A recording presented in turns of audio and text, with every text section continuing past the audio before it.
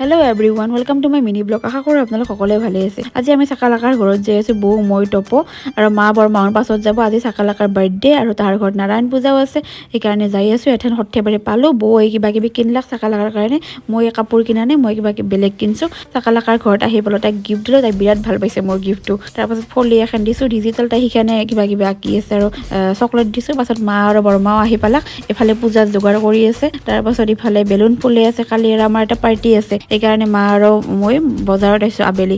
আহি কিনে কিবা কিনিলোঁ, এই লেহেংগাযোৰ কিনিছোঁ। তাৰপাছত বাই চাওমিন অৰ্ডাৰ দিছিল, চাওমিন খালোঁ।